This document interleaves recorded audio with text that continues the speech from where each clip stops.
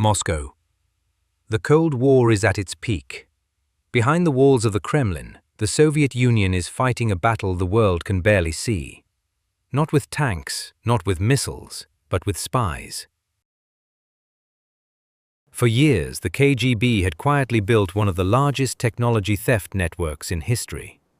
Western secrets, military blueprints, advanced computers, industrial technology.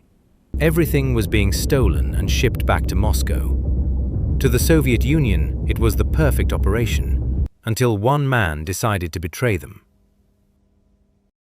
A senior KGB officer, trusted by his government, feared by his enemies.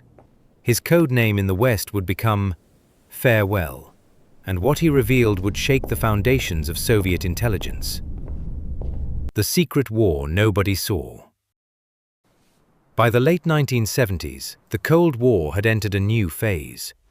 The race was no longer just about nuclear weapons, it was about technology. Who could build faster computers, smarter satellites, more accurate missiles?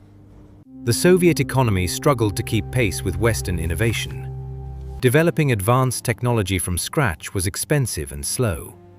So Soviet intelligence adopted another strategy: steal it. According to later investigations, the KGB coordinated a vast effort to obtain Western scientific and industrial technology through espionage and covert procurement. Thousands of classified documents and technical designs reportedly found their way into Soviet hands. For years, the operation remained largely hidden, until one insider decided he had seen enough. The man called Farewell. His real name was Vladimir Vetrov. To his colleagues, he was a loyal KGB officer, but privately, he had grown deeply disillusioned. The reasons remain debated. Some historians point to personal frustrations. Others believe he had lost faith in the Soviet system. Whatever the reason, Vetrov made a decision that could cost him his life. He secretly contacted French intelligence. Over the following months, he passed them an extraordinary collection of documents. Not dozens, not hundreds, but thousands. The files exposed Soviet intelligence operations across Europe and North America. They identified agents, methods, front companies, and the scale of the USSR's technology collection network. It was one of the greatest intelligence leaks of the Cold War. The CIA's countermove. The information quickly reached the United States. American intelligence now had something they had never possessed before: a detailed map of how the Soviet Union was acquiring Western technology. Western governments expelled suspected intelligence officers. Security around sensitive industries was strengthened. But according to accounts from former US officials, another idea also emerged. Instead of simply blocking Soviet efforts, why not let them steal? Only this time, the stolen information would be subtly flawed. The concept was simple: provide technology that looked authentic but contained hidden defects. Software with carefully planted errors. Engineering designs with critical weaknesses. Industrial systems that would function until they didn't. Some former officials have claimed this strategy contributed to disruptions in Soviet projects.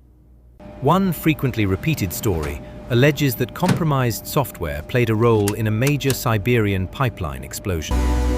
However, historians continue to debate the extent of that claim, and definitive evidence remains contested.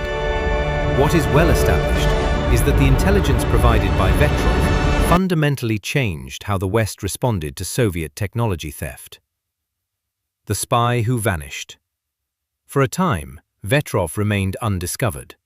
He continued his work inside the KGB while secretly feeding information to the West. But fate had other plans. In 1982, Vetrov became involved in a violent personal incident unrelated to his espionage. The investigation that followed eventually exposed his secret contacts. The KGB arrested him. He was charged with treason. For the Soviet Union, betrayal was among the gravest crimes imaginable. In 1985, Vladimir Vetrov was executed. His identity remained hidden from the public for years.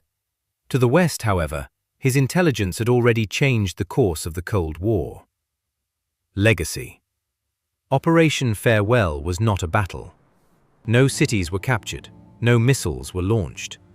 Yet one man's decision revealed one of the Soviet Union's most closely guarded intelligence networks. It forced both East and West to rethink the secret war being fought behind the headlines. In espionage, the most dangerous weapon isn't always a bomb or a gun. Sometimes, it's a folder filled with secrets. Because once the truth escapes, no wall, not even the Iron Curtain, can hold it back.